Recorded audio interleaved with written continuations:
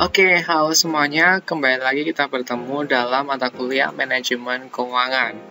Kali ini, sebelumnya kita sudah membahas ya tentang penganggaran modal, di mana ada banyak sekali, ada beberapa metode yang bisa digunakan untuk menilai kelayakan suatu proyek. Ada yang melalui net present value, ada yang melalui internal rate of return, ataupun juga melalui payback period, discounted payback period, dan juga profitability index. Nah, pada kesempatan kali ini saya akan menjelaskan mengenai perbandingan NPV dan IRR, yaitu net present value dan internal rate of return, karena kedua-duanya ini juga bisa menilai untuk kelayakan suatu proyek, dan ada satu kemungkinan mungkin bisa jadi kedua keputusan ini menghasilkan suatu keputusan yang berbeda. Maka dari itu kita akan bahas mengenai perbandingan dari NPV dan IRR. Nah, di sini kalau misalnya kita menemukan suatu proyek, misalnya satu proyek ya, kalau misalnya kita lihat dari proyek ini, yaitu proyek X dengan arus kas sebagai berikut yang dari tabel, itu kalau misalnya kita dengan biaya modal 10%, maka menemukan NPV-nya 78.820, lalu IRR 14,5% dan juga profitability index 1,079. Nah, kalau misalnya kita lihat dari contoh soal yang ini, maka kita bisa mengetahui bahwa dari ketiga ini, yaitu dari NPV, IRR, dan juga profitability index menunjukkan bahwa proyek ini seharusnya diterima ya.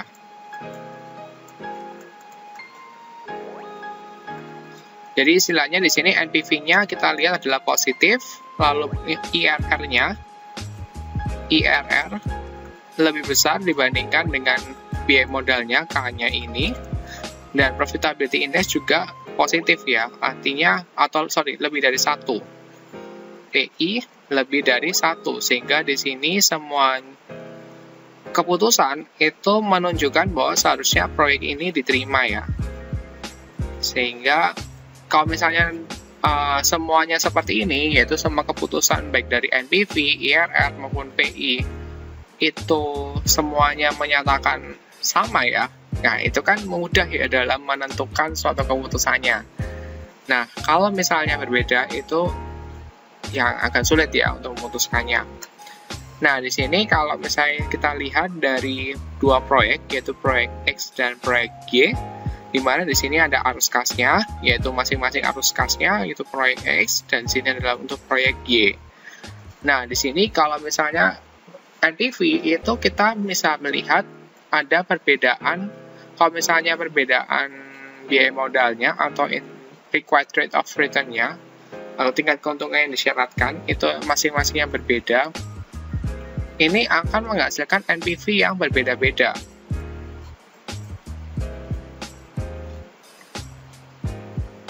Nah, jadi di sini untuk dari masing-masing NPV ini kan menghasilkan nilai NPV yang beda-beda sesuai dengan biaya modalnya. Sedangkan kalau misalnya IRR, satu proyek ini akan menghasilkan satu IRR saja. Sehingga kalau misalnya NPV ini akan beda-beda. Nah, bagaimana caranya menentukan dari kedua NPV ini?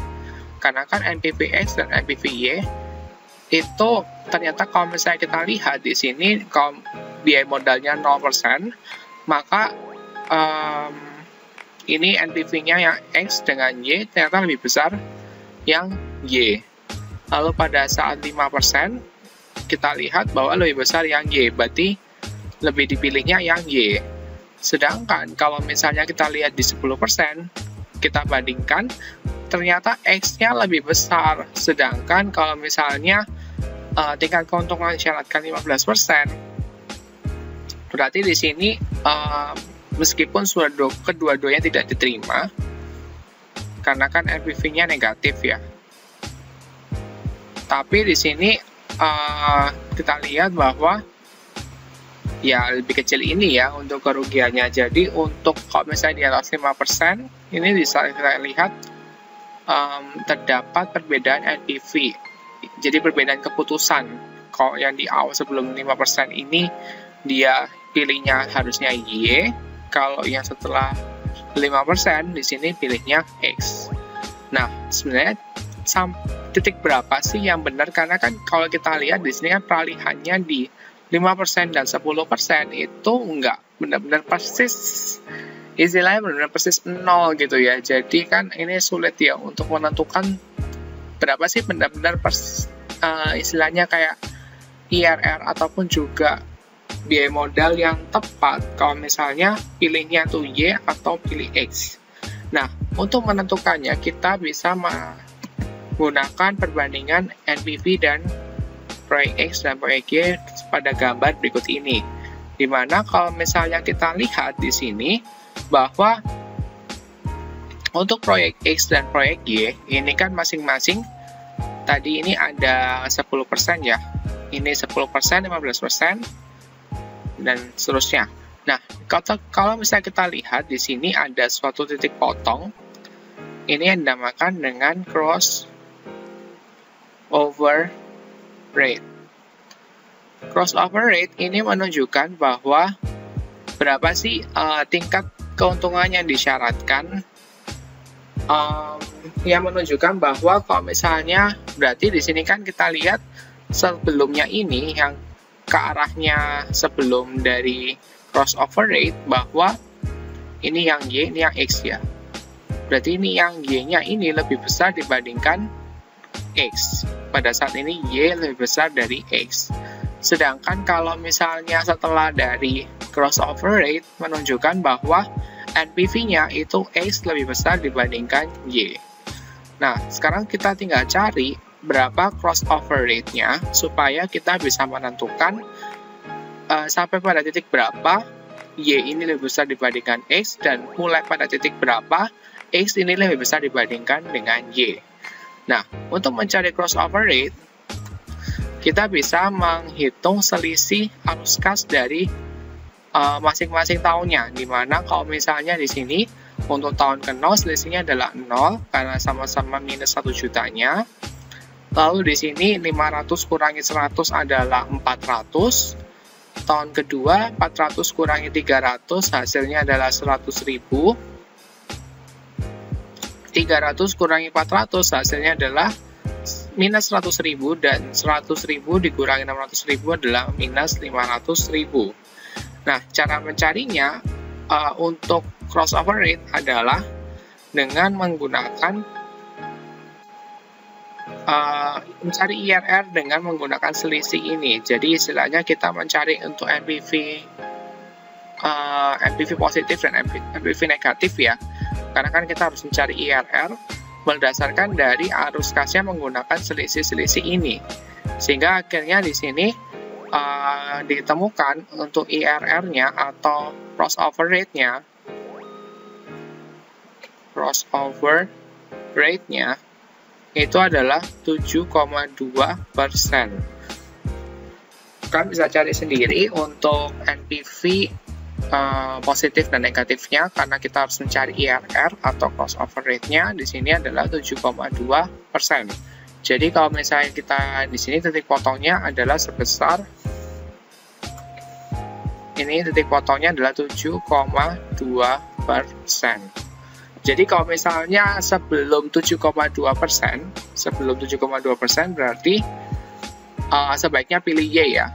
Pilih karena Y-nya lebih besar dibandingkan X. Kalau misalnya biaya modalnya atau required of return-nya lebih besar dari 7,2%, maka sebaiknya pilih X. Karena di sini X-nya lebih besar dibandingkan dengan Y. Oke, untuk penjelasan mengenai perbandingan dari NPV. Nah, sekarang kita lanjut ke perbandingan proyek X dan Y. Kalau misalnya kita menemukan perbedaan pada NPV dan juga IRR. Nah, di sini untuk kita lihat dari proyek X dan proyek Y, ini menghasilkan perbedaan hasil. Dimana kalau misalnya NPV berdasarkan NPV, dengan dengan biaya modal 5% ya, itu kalau misalnya NPV kita pasti pilih yang Y.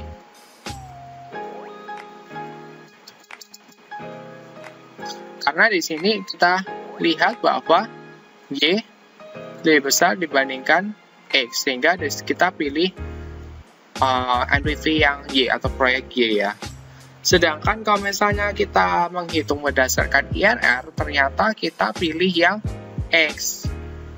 Ternyata kalau misalnya dihitung, IRR X-nya adalah 14,5, lebih besar dibandingkan dengan Y, yaitu 11,8%. Nah, yang menjadi pertanyaan adalah seharusnya kita pilih yang mana, proyek X atau proyek Y.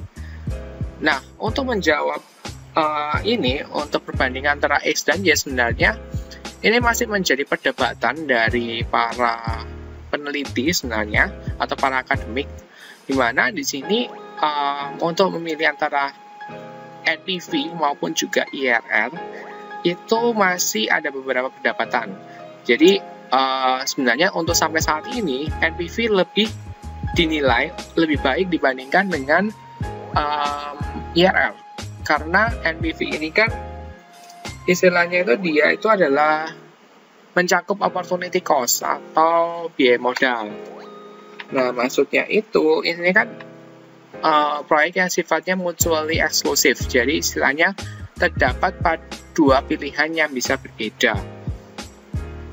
Dimana di sini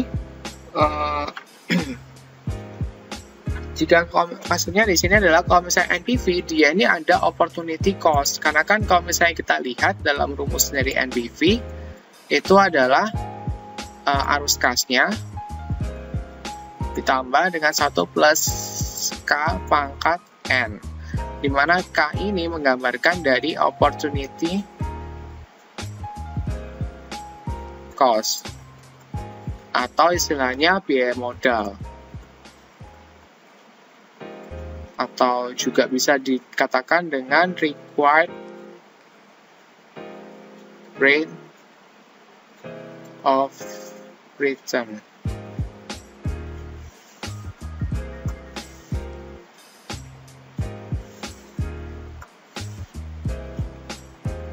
Nah, di sini istilahnya K ini itu menggambarkan suatu opportunity cost atau biaya kesempatan.